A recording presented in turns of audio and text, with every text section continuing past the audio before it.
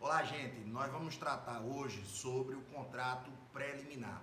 Mas antes de vocês de nós iniciarmos efetivamente a discussão sobre o contrato preliminar, eu quero que você pause esse vídeo, abra o seu Código Civil ou então no Google, bote aí Código Civil 2002, para vocês terem exata noção do que nós estamos estudando e quais são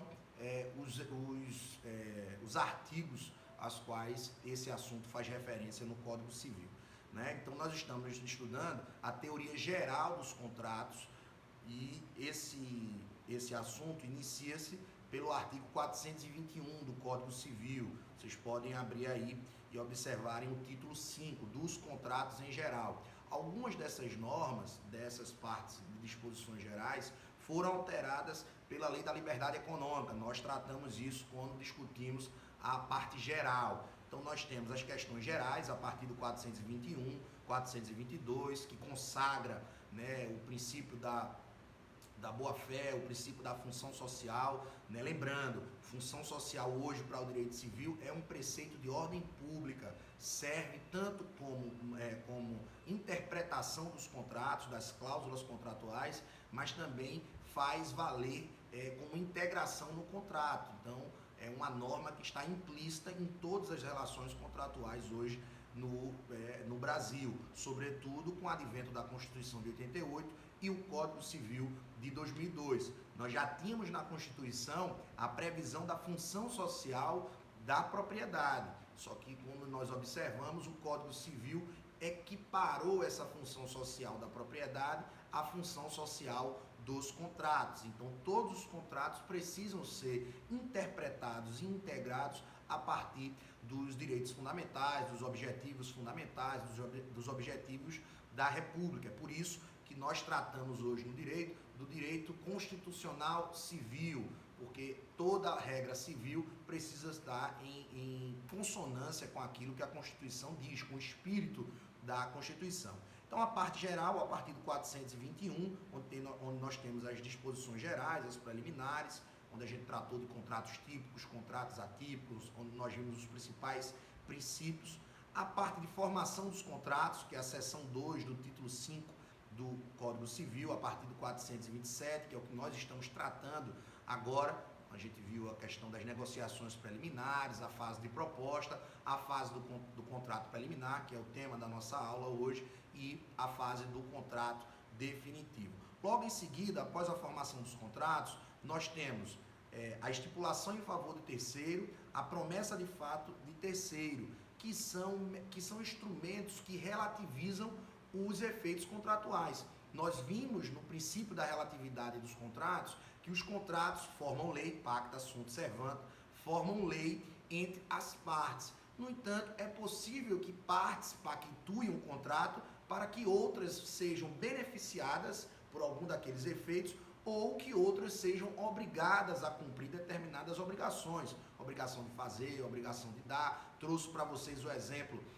da produção de show, quando uma produtora de show fecha um contrato com a prefeitura, com a casa de show, para que o artista possa desempenhar aquele show, aquele evento, ou quando nós vimos aquela questão polêmica relativa à briga da CBF com o Clube dos 13, que até então, antes da Lei Pelé, os clubes é que detinham o poder de imagem, individualmente falando. Então a CBF não poderia comercializar o direito de imagem dos clubes com a televisão sem a anuência expressa desses clubes. Né? E nós vimos que o STJ, inclusive, deu ganho de causa aos clubes, ao famoso Clube dos 13, no advento daquela Copa João Avelange, no ano de 2000, se eu não me engano, foi 2002.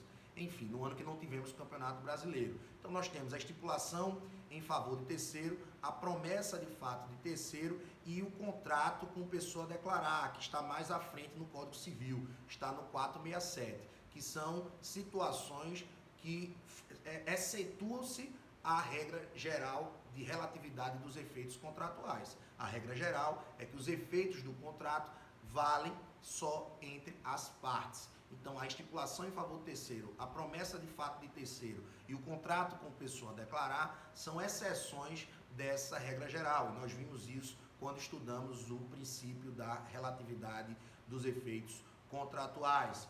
Logo em seguida, a partir do 411 e 447, nós temos os vícios redibitórios e a evicção, que serão debatidos na nossa próxima aula, em assunto específico, tá? Depois dos vícios redibitórios da evicção, nós temos os contratos aleatórios. Vou falar um pouco sobre os contratos aleatórios, mas queria tratar mais sobre os contratos aleatórios quando nós formos discutir o contrato de seguro, que é um exemplo do contrato aleatório. Mas nós vamos analisar também aqui a parte geral. E a seção 8, a seção 8ª, na verdade, do título 5 do Código Civil, que trata do contrato preliminar. Logo em seguida, nós temos o contrato com pessoa a declarar, que nós já discutimos quando falamos sobre a relatividade dos efeitos contratuais, quando discutimos os princípios contratuais, e em seguida nós temos o capítulo 2, que trata do distrato, da cláusula resolutiva, da exceção de contrato não cumprido, que nós já vimos também anteriormente, da resolução por onerosidade excessiva, que nós vimos quando discutimos a teoria da imprevisão e onerosidade excessiva. São as situações onde a gente flexibiliza a força obrigatória dos contratos, que é o princípio do pacta sunt servanda. Então, tudo isso nós vimos também na fase dos princípios contratuais. E aí depois nós seguiremos para o título 6, onde trataremos de cada contrato especificamente, tá bom? Então, queria que você desse essa pausa no vídeo, no início do vídeo, e acompanhasse no Código Civil aquilo que nós estamos estudando. Então, vai desde o 421 até o final dos contratos em espécie, onde a gente tem cada um desses contratos, sem prejuízo das súmulas que nós estamos tratando, dos enunciados do Conselho de Justiça Federal, das súmulas do STJ, das súmulas do Tribunal de Justiça do Estado de Pernambuco, entre outros dispositivos doutrinários e legais. Nós vamos falar sobre a lei do inquilinato, nós estamos tratando sobre a nova lei do distrato. Então, tudo isso são do distrato para incorporações imobiliárias, tudo isso são legislações extravagantes, mas complementam a nossa discussão, tal qual o Código de Defesa do Consumidor. Apesar de nós estarmos tratando aqui das relações puramente civilistas, o direito civil guarda uma grande conexão com o direito consumerista. Então é por isso que eu sempre faço remissão no material que já entreguei para vocês e também nas nossas discussões ao direito do consumidor. Bem, gente, nós observamos, se vocês estiverem aí aberto com os slides, que a formação dos contratos, ela guarda 4 fases.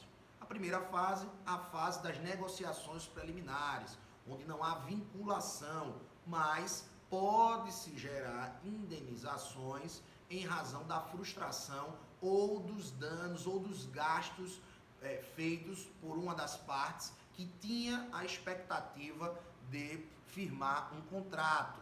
Observe, nessa fase de negociações preliminares, não há uma obrigatoriedade por parte de quem está propondo algo, na fase de discussão, da subjetividade, das intenções. Não há uma obrigatoriedade. No entanto, caso haja frustração em razão da não feitura do contrato definitivo, há a possibilidade, se houver má-fé e todas aquelas violações aos direitos e aos deveres anexos da boa-fé objetiva e da função social, é possível sim a indenização. Trouxe para vocês um caso famoso no Rio Grande do Sul, daquela empresa que distribuía sementes para aquelas cooperativas. Trouxe para vocês também algumas disposições do Tribunal de Justiça do Rio de Janeiro, que trata das pessoas que tinham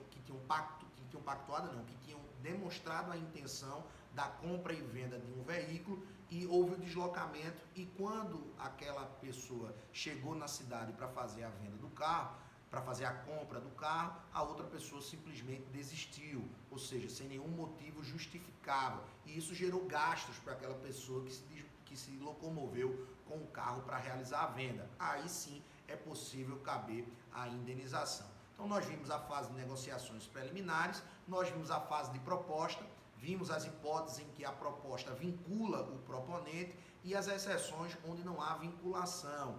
Então é importante que vocês façam também aí uma releitura tanto da fase de negociações preliminares quanto da fase de proposta. E aí nós vamos tratar agora especificamente do contrato preliminar. O que é um contrato preliminar? O contrato preliminar é um dispositivo utilizado largamente nas relações imobiliárias, praticamente nas relações imobiliárias, e o Código Civil de 2002 recepcionou como sendo uma das fases da formação do contrato. Isso por quê? Porque os tribunais já vinham entendendo pela validade desse tipo de instrumento contratual. E qual é a diferença do contrato preliminar para o contrato definitivo? A diferença é que o contrato preliminar precisa seguir as mesmas disposições, os mesmos requisitos de validade do contrato definitivo, do contrato principal, com exceção da forma. É isso que temos lá previsto a partir do 463 do Código Civil. A doutrina, gente, estabelece o contrato preliminar com alguns sinônimos: pré-contrato, contrato provisório, são contrato prévio, contrato de gaveta, são algumas expressões que a doutrina e a jurisprudência utilizam e até as pessoas utilizam para referir-se ao contrato preliminar. Então, toda vez que você ouvir falar em contrato de gaveta, pré-contrato, contrato prévio, contrato provisório, são sinônimos de contrato preliminar. Veja lá, o contrato preliminar, como eu já disse a vocês, ele precisa seguir as mesmas regras, as mesmas condicionantes, os mesmos requisitos de validade do contrato principal, com exceção da forma. Então, nós já vimos, por exemplo, que o contrato de compra e venda exige, pela nossa legislação, a forma da escritura pública. No entanto, o contrato preliminar, no caso da compra e venda, que se chama promessa de compra e venda, não precisa seguir a forma da compra e venda, não precisa ser feito através de uma escritura pública, pode ser feito através de um instrumento particular, porque a forma, segundo o Código Civil, não precisa ser a mesma do contrato definitivo. Isso é um elemento importante para vocês terem ciência. Mas vamos lá, o contrato preliminar não tinha, como eu disse a vocês, previsão no Código de 16. Ele passa a ter previsão no Código de 2002, a partir do 462 em seguinte. O contrato preliminar, ele não é uma fase obrigatória para as partes. As partes podem realizar o contrato definitivo de pronto, não precisam fazer uma promessa de contrato, ou um contrato prévio, ou um contrato preliminar. O contrato preliminar, ele tem larga utilização, como eu já disse a vocês, nas questões imobiliárias, sobretudo na compra e venda de bem imóvel. É muito utilizado a promessa de compra e venda. Por quê? Porque a maioria das pessoas não tem o dinheiro para fazer o pagamento à vista daquele bem e muitas vezes utilizam financiamentos, leasing, para poder fazer a aquisição daquela unidade imobiliária. É muito comum que as pessoas comprem na planta, diretamente na planta, sem ter a unidade já pronta, loteamentos de terrenos. Então, tudo isso é muito usual a promessa de compra e venda. Se você tem algum apartamento, se você comprou algum apartamento financiado, você vai observar lá no título, se foi com a Caixa Econômica Federal, por exemplo, que o título daquele contrato é uma promessa de compra e venda. O contrato de compra e venda, como eu já disse a vocês, ele só pode ser feito por escritura pública, ou seja, diretamente no registro de imóveis competentes. Então, esse contrato particular, esse contrato prévio, é o que a gente chama de contrato preliminar. O Código Civil e a doutrina admitia as duas espécies de contrato preliminar. O compromisso unilateral de vontade, está lá previsto no 466, se vocês deem uma pausada nesse vídeo e abram o Código Civil, está lá no 466, o que é esse compromisso unilateral de vontade? É quando apenas uma das partes assume um compromisso na realização daquele contrato definitivo. Então, isso está lá previsto no 466. Vamos ver o que é que diz o 466. Se a promessa de contrato for unilateral, o credor, quem é o credor aí? É aquele que está na expectativa da assinatura do contrato definitivo. Sob pena de ficar a mesma sem efeito, deverá manifestar-se no prazo nela previsto, ou, inexistindo este, no que lhe for razoavelmente assinado pelo devedor. Então, nós temos duas espécies de contrato preliminar. A primeira é o compromisso unilateral de vontade. E a segunda hipótese, a segunda espécie, é o compromisso bilateral. Qual é a diferença? No compromisso unilateral de vontade, apenas está sujeita à vontade de uma das partes para a realização daquele contrato definitivo. Já no compromisso bilateral de vontade, é preciso que ambas as partes se sujeitem, manifestem, realizem uma obrigação de fazer, que é o contrato definitivo. Mas vamos voltar para o compromisso unilateral de vontade. Esse compromisso unilateral de vontade, previsto aí no 466, era largamente utilizado ou referido pela doutrina como um principal exemplo, os contratos de arrendamento.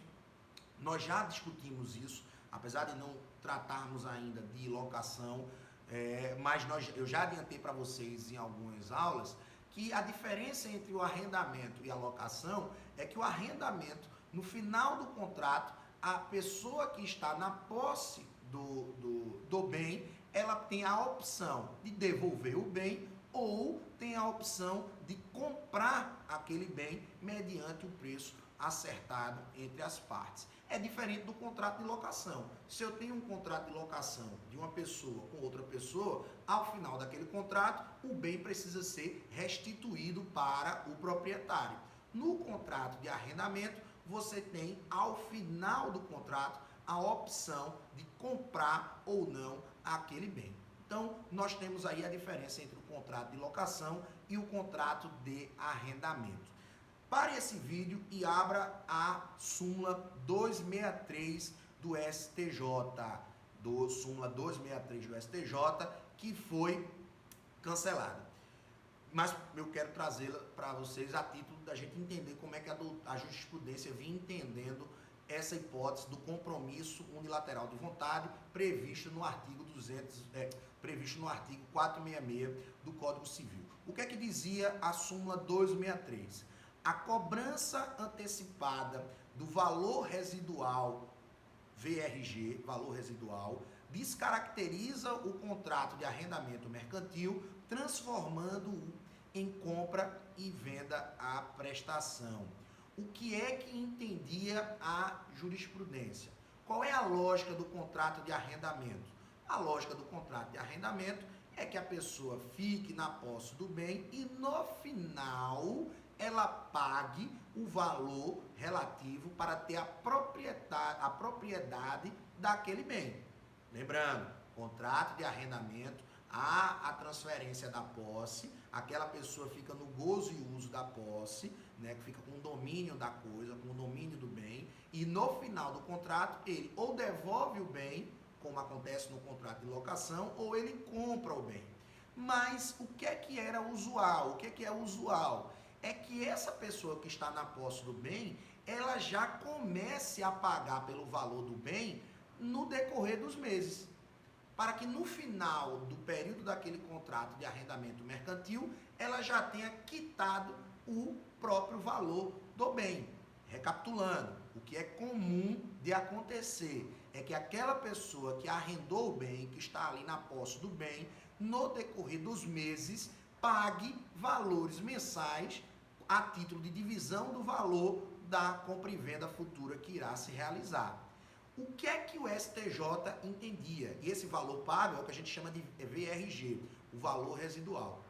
O que é que o STJ entendia? Ora, se você fizer o pagamento mensal, como se parcela fosse da compra e venda no contrato de arrendamento mercantil, esse contrato deixa de ser arrendamento mercantil e passa a ser um contrato de compra e venda à prestação.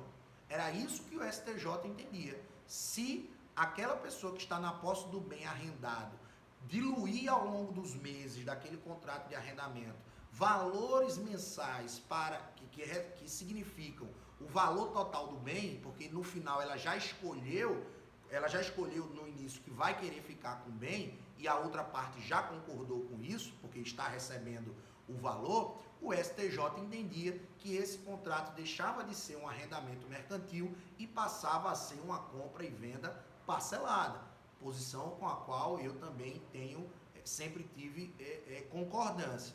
No entanto, pare novamente esse vídeo e abra a súmula 293 do STJ. A súmula 293 do STJ cancelou a súmula 263 do STJ. O que é que estabelece a 293? A cobrança antecipada do valor residual garantido, VRG, não descaracteriza o contrato de arrendamento mercantil. Ou seja, o STJ hoje tem o entendimento que é possível sim a diluição do valor do bem, do valor do bem total nas mensalidades do contrato de arrendamento mercantil, sem descaracterizar o contrato de arrendamento mercantil. Qual é a implicação prática disso para a gente? É que, hoje em dia, se nós tivermos um contrato, mesmo no contrato de arrendamento mercantil, onde haja a diluição das parcelas relativas ao valor do bem, ou seja, porque no final, aquela pessoa que está na posse do bem ia ter a opção de escolher ficar com o bem e pagar o valor ou devolver o bem, se ela já no início começa a pagar as mensalidades mensais relativas ao valor do bem e a outra parte aceita, nasce, no meu entender e no entender do professor Flávio Tartucci, com a qual nós temos seguido as orientações, deixa de ser um compromisso unilateral de vontade e passa a ser um compromisso bilateral de vontade. Isso porque ambas as partes se manifestaram desde o início pelo aceite da transferência de propriedade mediante a compra e venda após o arrendamento daquele bem. Então, qual é a grande questão aí? É que a promessa, o compromisso unilateral de vontade caiu em desuso.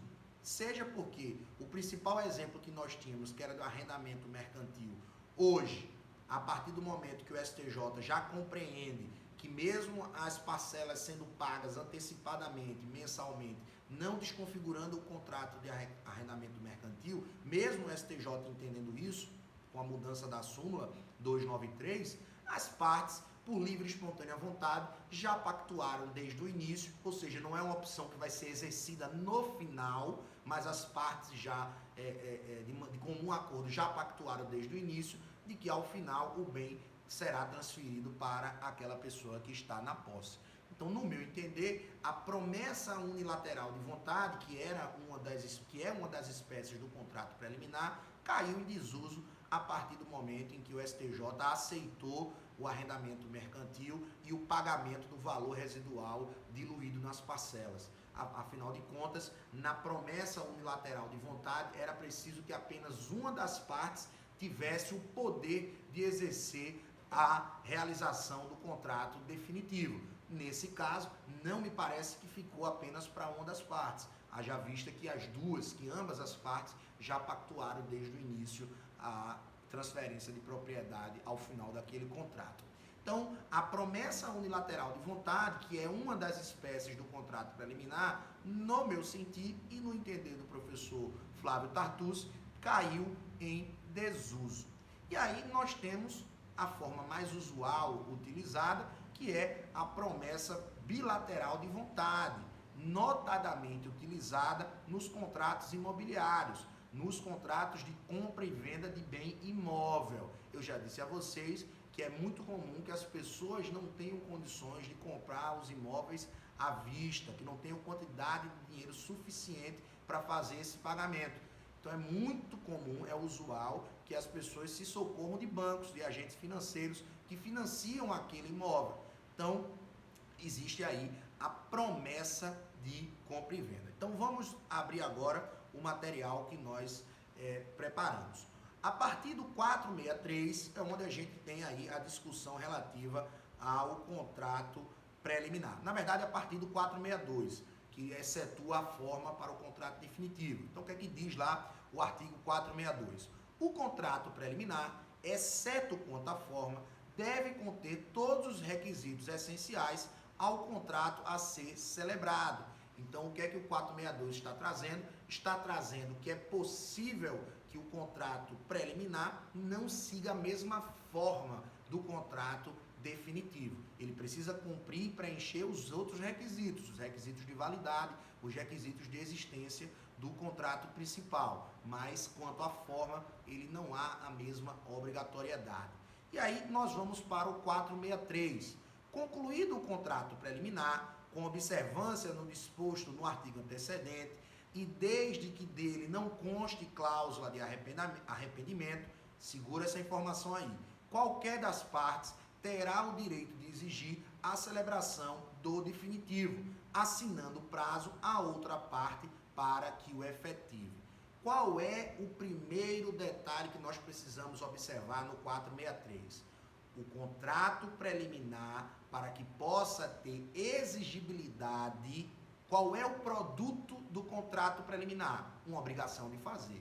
Se você faz um contrato preliminar, ao final desse contrato preliminar, é isso que o 463 está dizendo para nós, surge a obrigatoriedade de ambas as partes a realizarem o contrato definitivo. Ou seja, surge a necessidade de uma obrigação de fazer, do cumprimento de uma obrigação de fazer, desde que não haja nesse contrato preliminar a cláusula de arrependimento. A cláusula de arrependimento, como o próprio nome já diz, a etimologia da palavra já diz, é uma cláusula gravada no contrato preliminar que permite às partes se arrependerem de não terem a obrigatoriedade de realizarem, ao final do contrato preliminar, o contrato definitivo. Então é isso que está trazendo o 463. O 463 traz para nós, o caput do 463, uma clara sinalização de qual é o resultado, qual é o produto do contrato preliminar.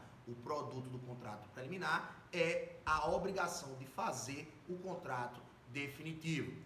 Nós vamos agora para o parágrafo único. Atenção nesse parágrafo único. O contrato preliminar deverá ser levado ao registro competente. Vamos lá, atenção a isso. Da leitura do parágrafo único do 463, infere-se que todo contrato preliminar deveria ter o registro no órgão competente. Se é uma compra e venda, se é uma promessa de compra e venda de bem imóvel, teria que ser registrada no cartório de registro de imóveis. No entanto, o STJ, a doutrina e as decisões jurisprudenciais já são unânimes nesse sentido, que essa obrigatoriedade de registro do contrato preliminar é apenas para que ele tenha validade perante terceiros. Mas a promessa de compra e venda ou o contrato preliminar que não for registrado tem validade e efeitos entre as partes. Então, anote aí ao lado desse parágrafo único, coloca um asterisco. A obrigatoriedade do parágrafo único do 463 é para que esse contrato tenha validade perante terceiros. Mas o contrato preliminar que não for registrado, ele tem sim validade perante as partes. É o que diz o enunciado 30 do Conselho de Justiça Federal do STJ, está aí no material. A disposição do parágrafo único do artigo 463 do novo Código Civil deve ser interpretado como fator de eficácia perante terceiros, ou seja, aquilo que eu disse a vocês, o contrato preliminar que não for registrado, ele tem validade entre as partes, mas se ele for registrado, ele passa a ter efeitos erga omnes. E qual é a importância do registro? A importância do registro é para que não se pactue vários contratos ou pré-contratos, contratos preliminares com várias pessoas, tá? Se você registra, você impede que haja pactuação daquele mesmo bem de contratos preliminares. Acontece isso demais com pré-contratos de jogadores de futebol, por exemplo. O jogador às vezes está num clube, mas já assina um pré-contrato com outro clube. E isso precisa estar registrado, por exemplo, na CBF, para que tenha validade, para que ele não possa assinar outro pré-contrato com outro clube, tá? Então, detalhe aí em relação ao registro, tá? Vamos lá para o 464. Esgotado o prazo, poderá o juiz, a pedido do interessado, suprir a vontade da parte inadimplente, conferindo caráter definitivo ao contrato preliminar, salvo se a isto se opuser à natureza da obrigação. O que é que o 464 está nos dizendo?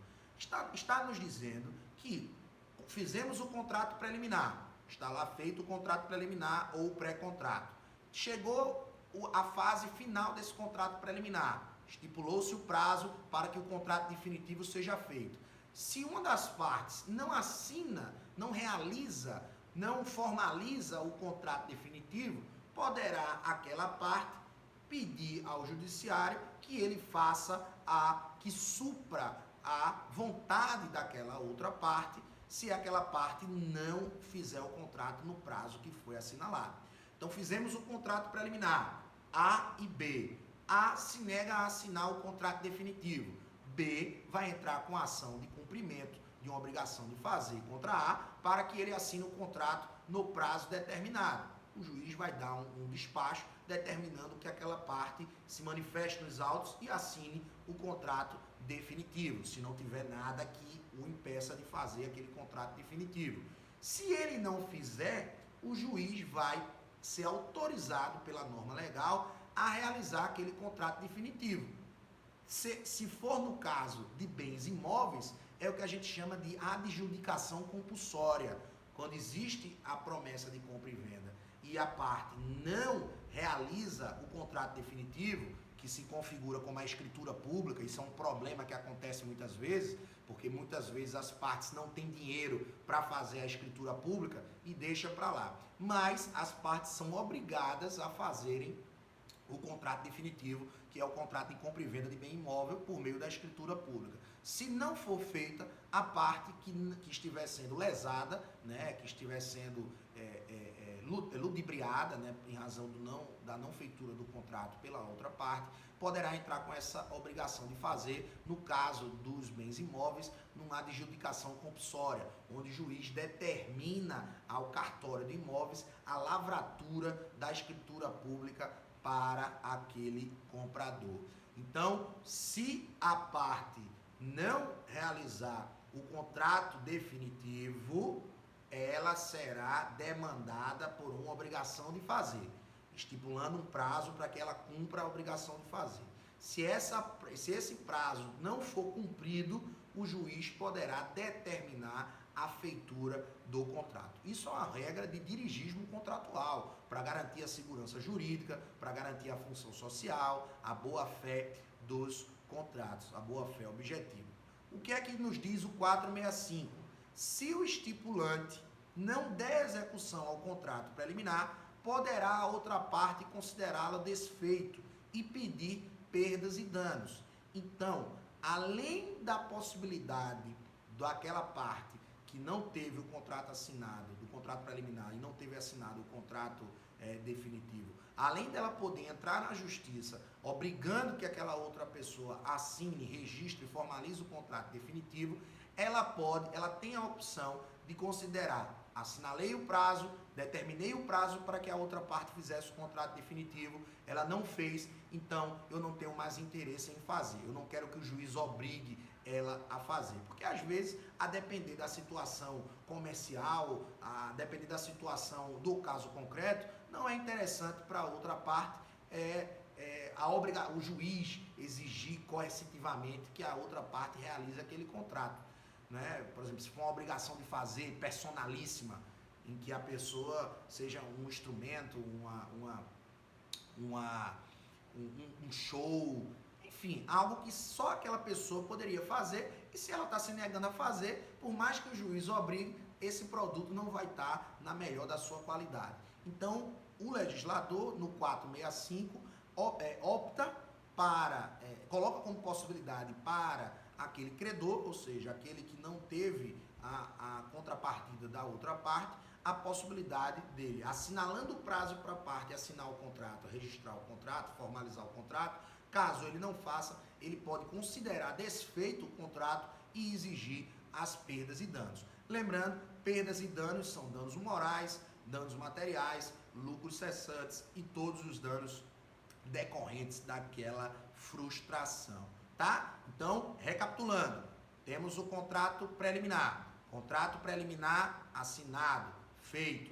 Se ele for registrado, ele passa a valer erga omnes, vale para todas as partes. Se ele não for registrado, ele tem validade apenas entre as partes que assinaram. Se ao final do contrato preliminar uma das partes não realizar o contrato definitivo, a outra parte cabe interpelar